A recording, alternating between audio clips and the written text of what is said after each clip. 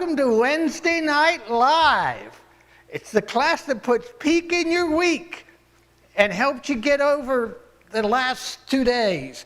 So if you're looking for something that really helps you, this is the class.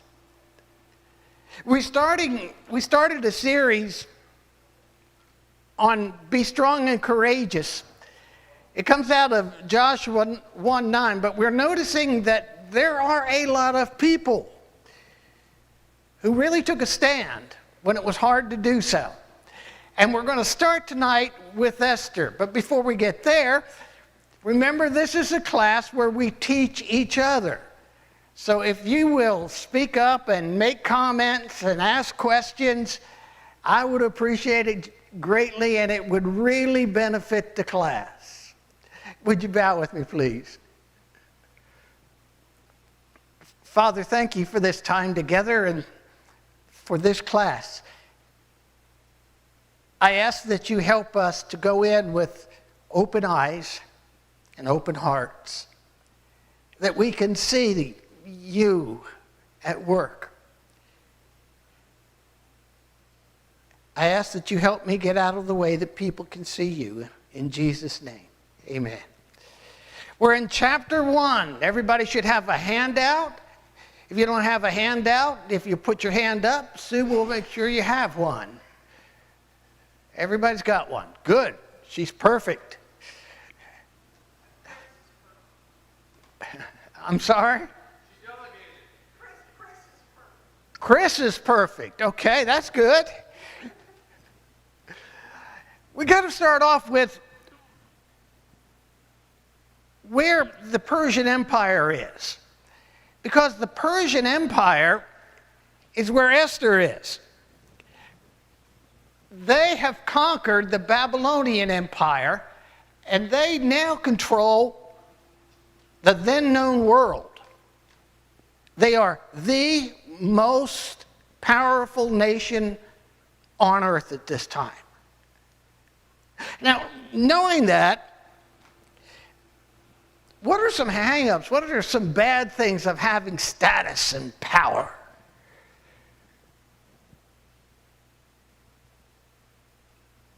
Sue. Somebody's always trying to one-up you or knock you off. Okay, somebody's trying to knock you down if you have status and power. Good, thank you.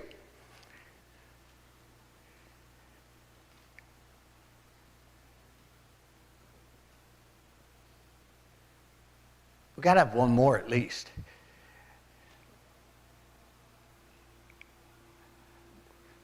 What are some drawbacks of having status and power? Chuck. It can go to your head. It could go to your head. Would you like to talk more about that? They then regarded themselves as a god. And they were infallible. And they had no bounds. Okay, very good. Thank you. Thank you. This is King Ahasuerus. He's also known as King Xerxes. And he's throwing a party for all the high-ups in his government. It's not just any party.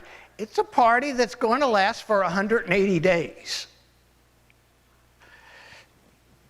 Why do you think he threw a party that would last 180 days? He liked to drink. I get to sit behind Sue and make comments. So.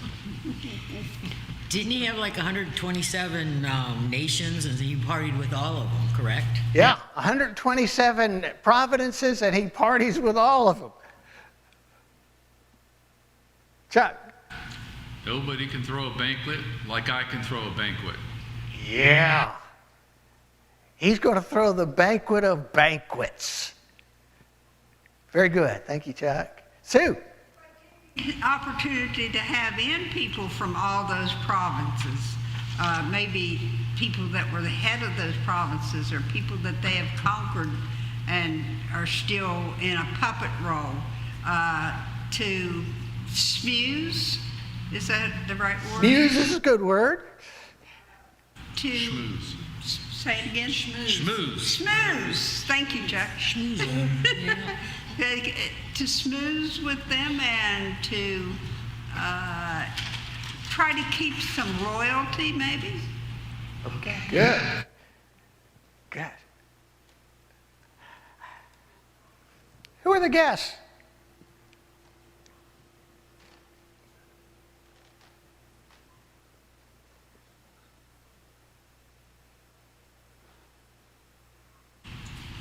Your handouts will help out a whole lot on this.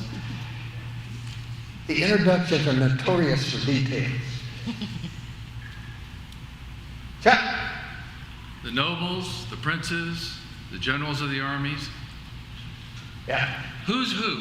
It's the who's who in the Persian Empire.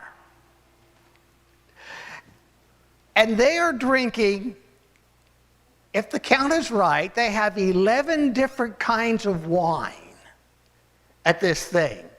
So they're eating and drinking for all 180 days. And if you eat and drink constantly for 180 days, tendencies are you won't be thinking straight halfway through your partying. And King Xerxes isn't thinking right. Because he throws a second party, and it's for 7 days. Why the difference?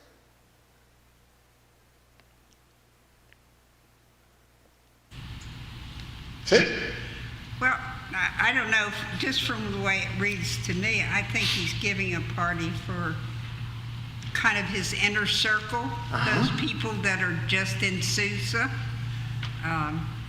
Perhaps people that advise him and that he kind of depends on to help him rule the empire. Okay, good. Check. It also says it's from the greatest to the least. So it seems like if it's the least, I'm not sure who's serving, but it is at Susa. Susa is the winter palace for the Persian Empire. And so he doesn't get there all the time. So it may be an opportunity where he had all the nobles and the princes and everything else that were in the empire, and now it's the people that run the winter palace for as a personal banquet with, showing that, because he's there every year in the winter, in the summer time, as far as going there from Babylon. Very good. Thank you. What was Queen Vashti doing while he's having his parties?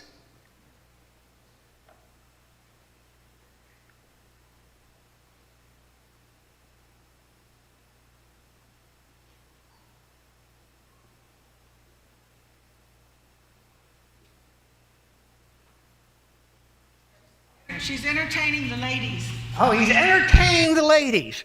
They have a strange thing that I've never put my head around. Men and women don't go anywhere together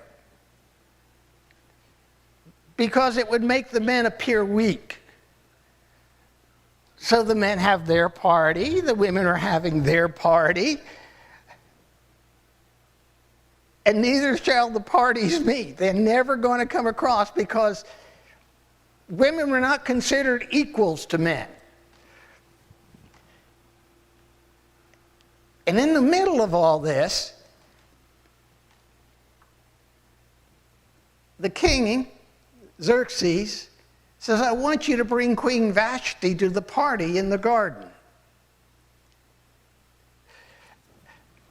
What was the purpose of his request?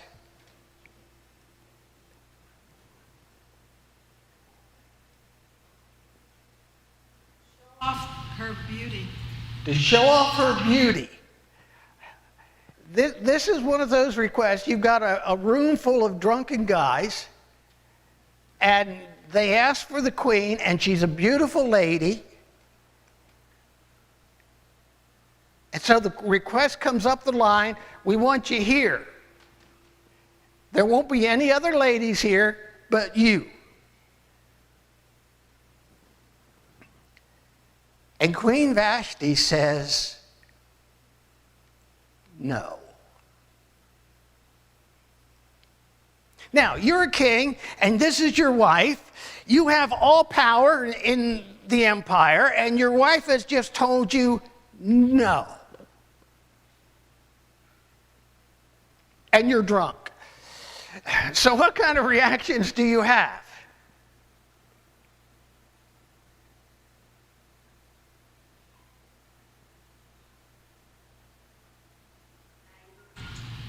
Oh, he's angry. Embarrassed, he's got all these people around, and he heard him send for her. Now she's not coming. Chuck. Indignant. Indignant. Indignant? Thank you. Jay. Disrespected? Disrespect is a good word. Very good. Chuck. He realizes also it's a risk to his power. And that he can't abide. It is a big risk to his power. As powerful as it was, like Chuck says, her no overpowers his power. So all of a sudden she's become more powerful because what can he do? I know you're going to find out, but anyway. Okay, great. The way he settles this is he goes to the king's council. The council sit there and say, man, what are we going to do about Vashti and her bowing her back and saying no? And they decide on never letting her again in the king's presence.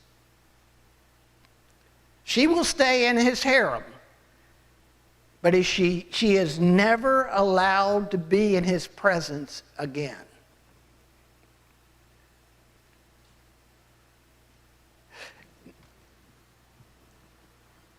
So what decree was issued by the king?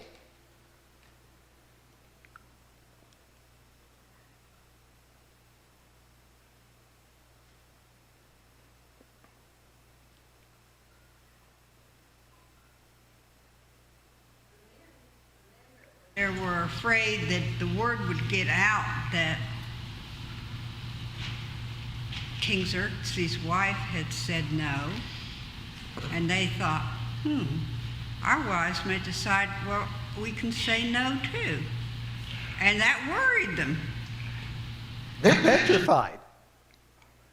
Because if the queen is telling the king no and getting away with it, then everybody's home will be that way. And the wives will raise up and they'll tell the men no, and the men don't have anything to do with it. So Vashti will actually issue in a new idea of what home life is supposed to be like. She'll encourage them to say no. And so this is written down that she's never to be in his presence again. It is written down in the law of the Medes and Persians. Anybody know what the law of the Medes and Persians mean?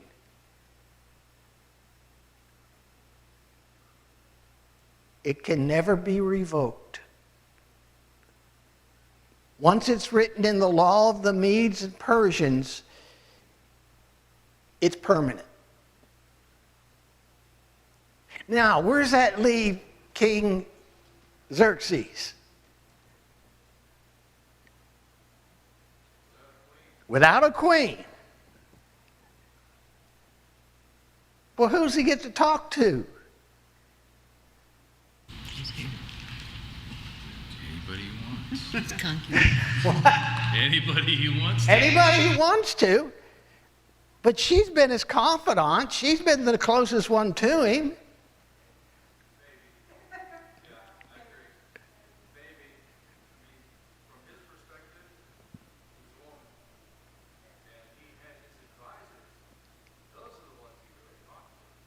Okay, very good. Chapter 2. Oh, we're doing good. So they decide, since he doesn't have a wife, that they need to find him one. So how do they go about finding him one?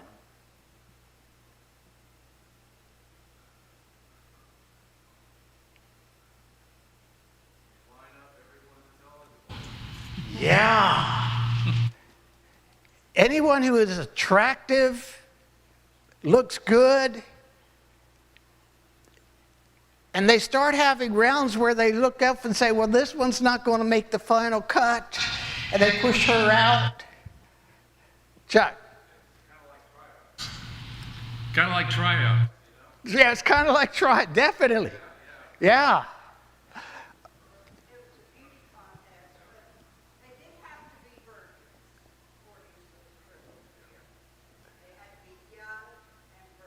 Yes, I have to be young and virgin. Susan. You might mention here that these young women did not come of their own volition.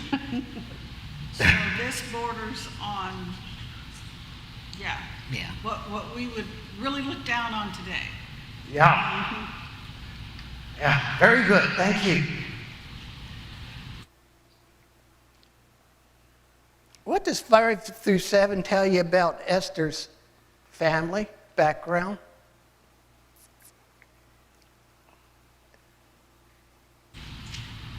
Sue. Would you like me to read it? Would you like me to read it? You can read it if you wish. Now there was in the citadel of Susa a Jew of the tribe of Benjamin named Mordecai, son of Jair, the son of Shimei,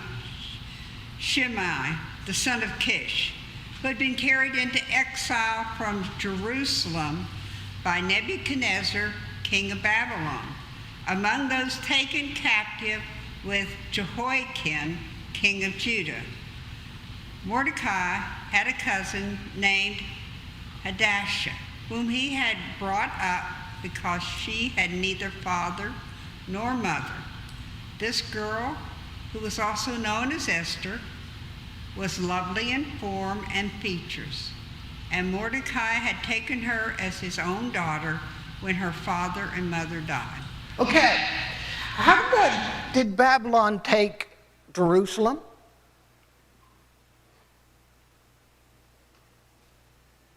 Years it had been from when they were taken into captivity. How'd they do it? Oh, They did it in a very unique way. They don't scale the walls and send soldiers in. how did Nebuchadnezzar take Jerusalem? Yes.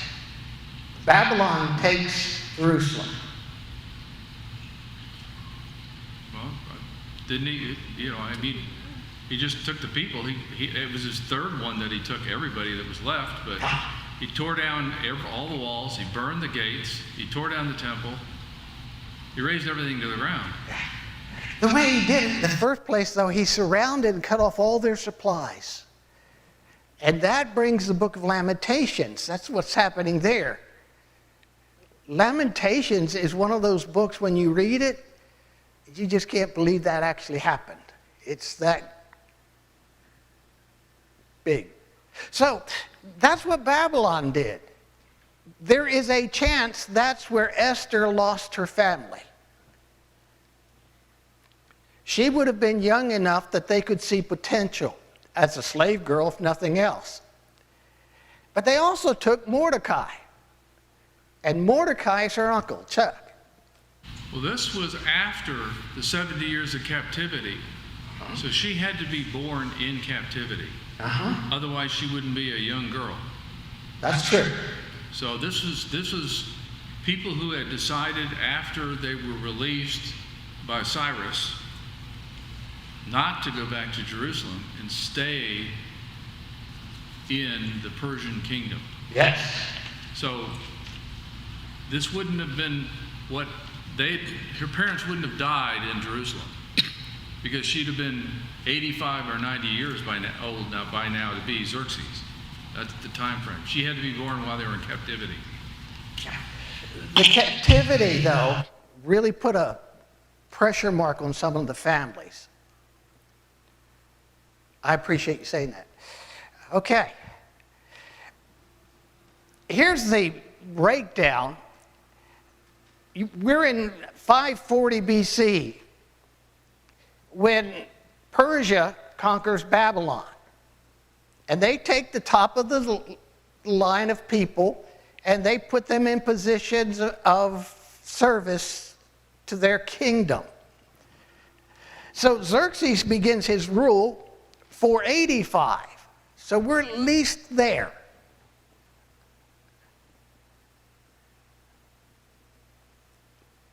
So he will, Esther probably arrives there 480's best guess, but it's a guess. Now, who was Mordecai?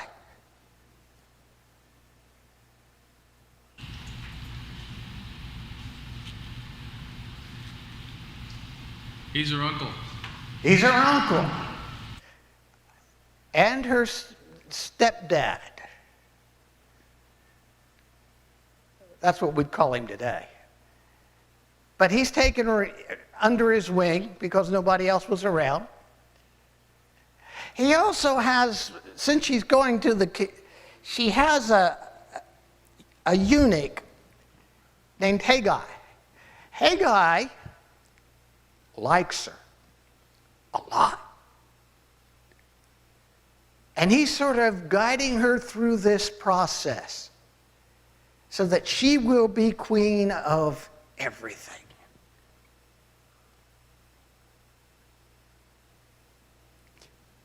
But Mordecai's also. Why was he in exile?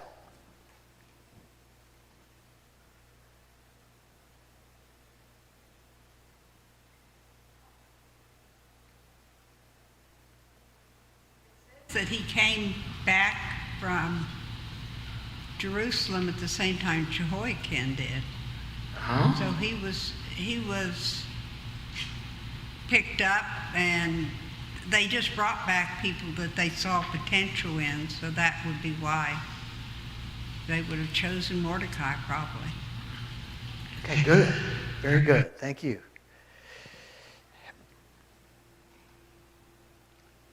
I wonder why Esther, or Hadassah, if you want to use the Hebrew name, chose to join the other contestants at the palace.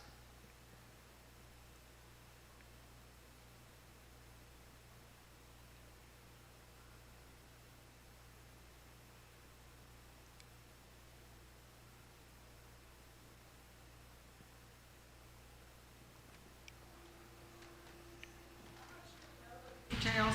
It just says the king's edict went out and she was brought to the palace. We don't know how she was brought to the palace, but she Very was good. brought to the palace. Yeah. And if she says no, it's not going to go down good.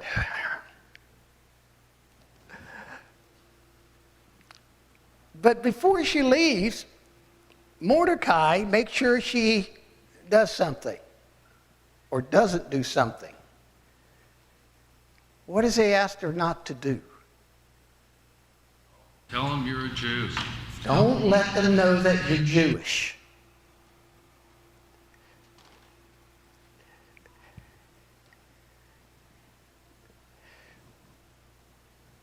So what does Esther receive because Haggai was pleased with her? I'm sorry? Her own entourage. Her own entourage. She also gets little inside information as to what the king likes and doesn't like. Haggai's right on top of her. And looking at chapter 2, 10 through 11, what do you think Mordecai felt about what was happening?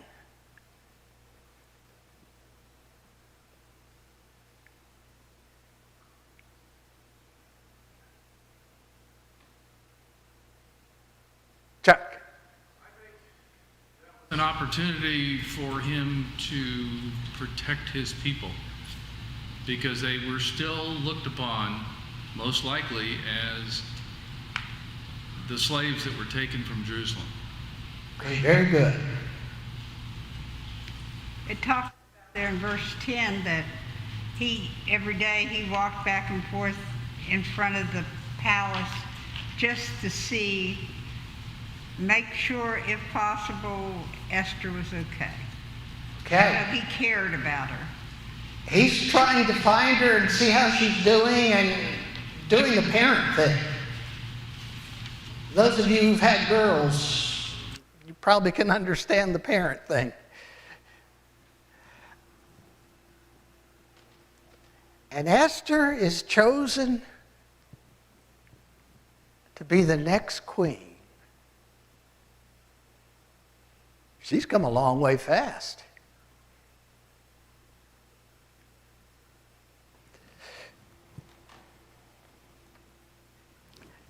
How did Xerxes celebrate his new queen?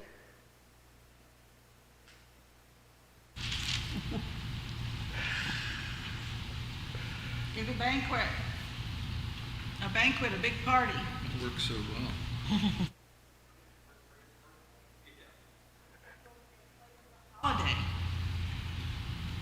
He declares it a holiday. He goes and he has another banquet. This king likes banquets. She's to be protected at all costs. What else does she know to do?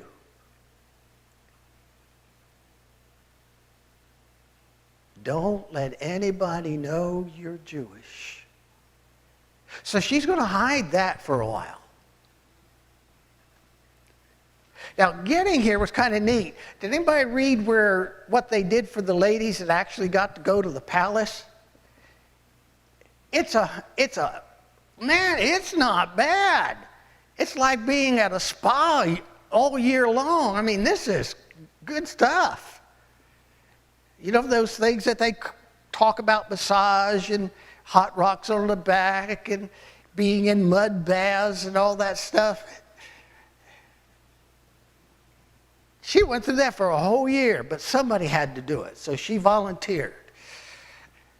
Well, she didn't volunteer, she was having it. So, at the king's gate, there's Mordecai. And there are two men who guard the door of the king. And let's look at somebody who looks like they could guard the door of the king. Paul. If you're guarding the door of the king, how many people are around you?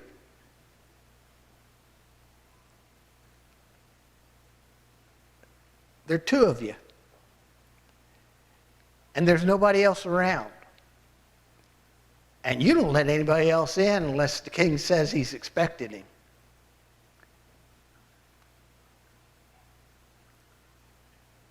And so they sit back and they get irked at King Xerxes. And they decide, we're going to be guarding the door. Nobody's going to be around. We can assassinate the king.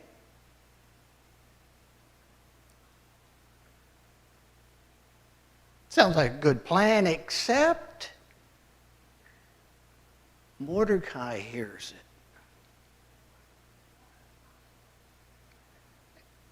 And Mordecai, Chuck. Brightest individuals in the world. These aren't the two brightest individuals in the world. Talking about it, and the guy's sitting there.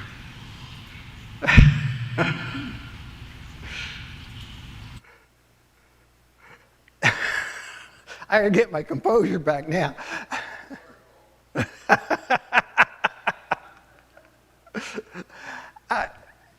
What do you think Mordecai's going to do with that information? Keep Xerxes in power.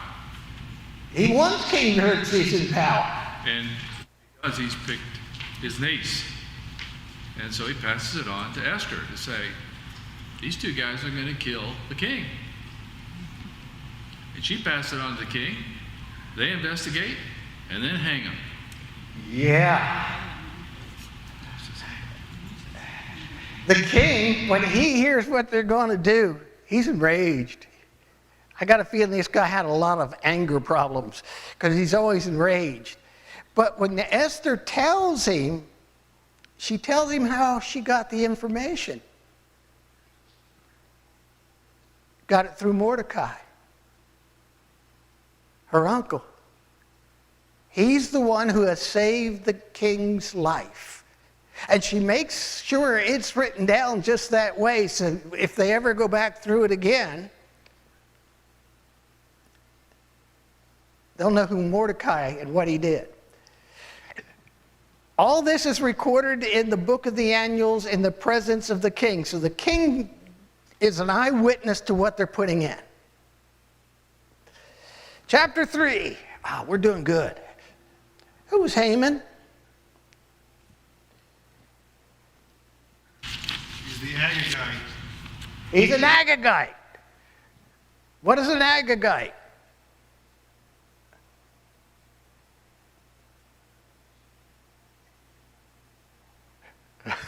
Somebody that follows Agag, maybe? I don't know. Somebody from Agag. Yeah, somebody from Agag.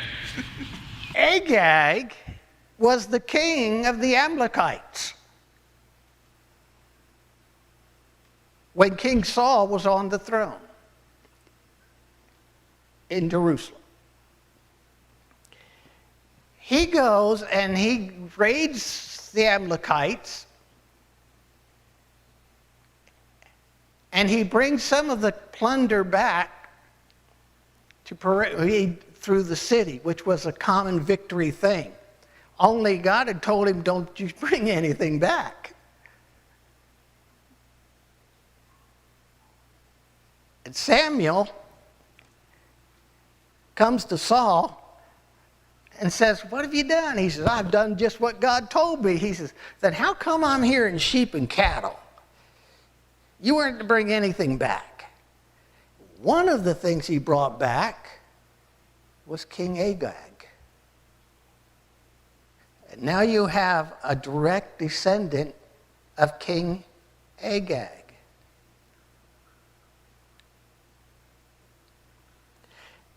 What was the typical thing done to the kings who were captured? What's it? They can't hear this thing. Let's put noises in there.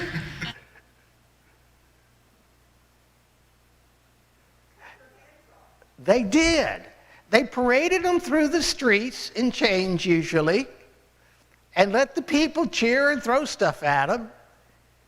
And then they cut their heads off and they put it on the top of the wall.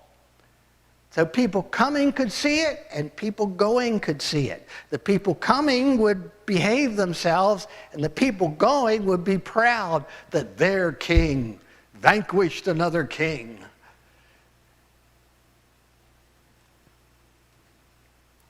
So that's why it's so important to know that he's an Agagite. He's a relative of Agag. Why did the servants bow down to him?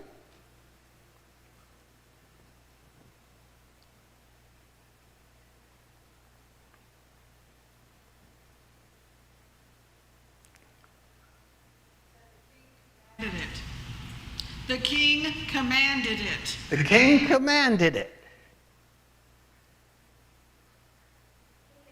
For some reason, he had chosen Haman to be his right-hand man. It doesn't say why, but, you know, as you go ahead and listen to the story, it wasn't because he was a nice man. But he is the right-hand man of the king. He's the one who gets things going, and if somebody needs executing, he's the man that gets them executed. Anything the king wants, Haman has to do. How do you think he feels about Jews?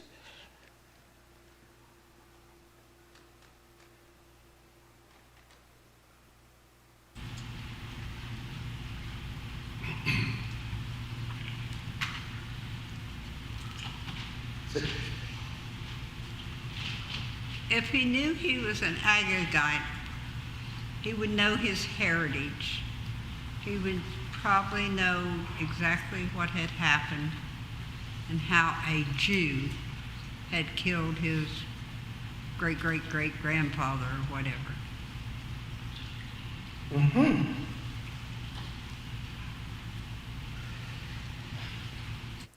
And then somebody significant doesn't bow down.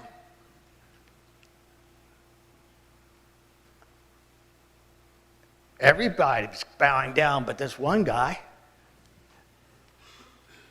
who won't bow down. And it's on the screen. Mordecai. Mordecai won't bow down.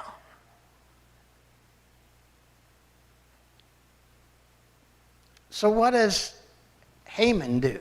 How does he react when they're saying, this guy's not bowing down when you pass by?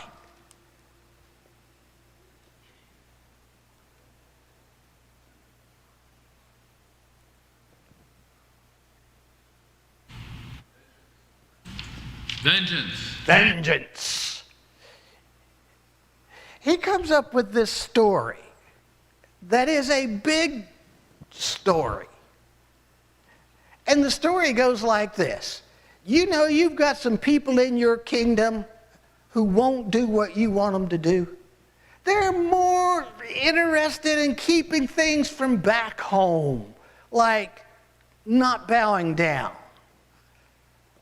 And because they don't bow down, they really don't respect you. And the king listens to this.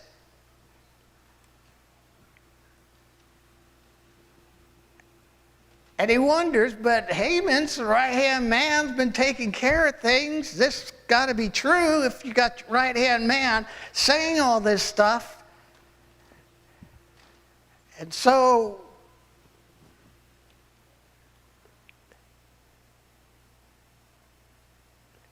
the king decides to do something that gives him a lot of power.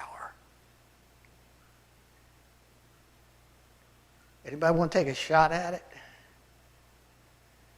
Signet ring. Gave him the signet ring. When you give him the signet ring, you are giving him the power of a king.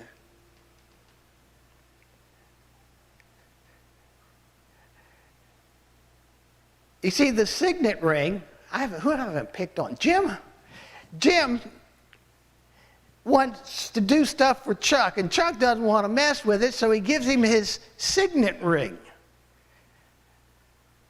And everything he does, Jim puts that in, and they say, this is Chuck White, because it's got his mark in it.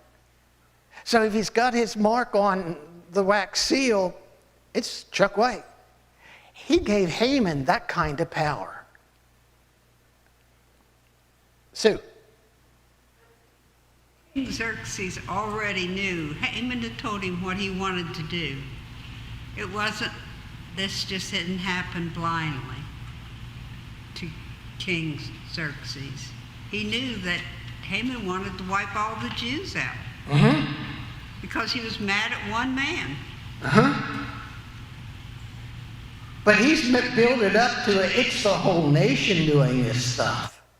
It's the whole nation that won't bow down to you. It's the whole nation that won't. These people that come from Israel, they're just like that. They won't listen to you. They do their own thing. And so the king gives his ring to Haman. And Haman makes a law and puts the signet ring in it. What did the law say?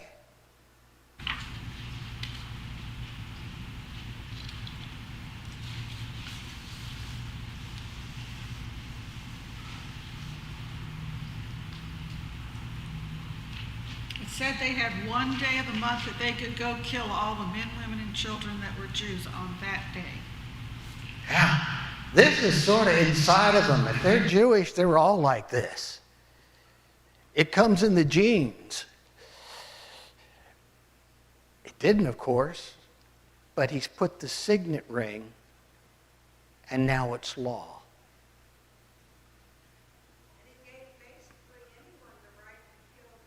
On that day.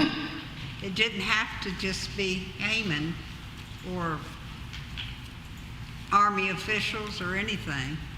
Anybody could wipe them out. And this is the law of the Medes and Persians, which means it can't be revoked.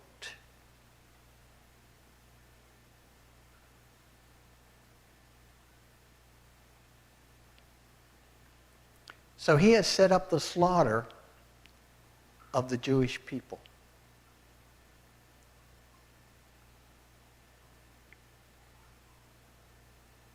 Okay, any questions? Comments? Y'all have done great. You've all been right when I was wrong, and I appreciate the corrections. Next week, we're going to get into the nitty-gritty of how Haman plans to do this. So you'll want to be here. If you're online, thank you for being online. We want to invite you to come to be with us this Sunday morning. We are starting the book of Romans. And this will be all the inside information you'll need just to set it up and get us going in the right direction. So you'll want to come and hear Romans this Sunday morning. I want to thank you for being here and making the classes interesting as you all do. Thank you and good night. Sing the one.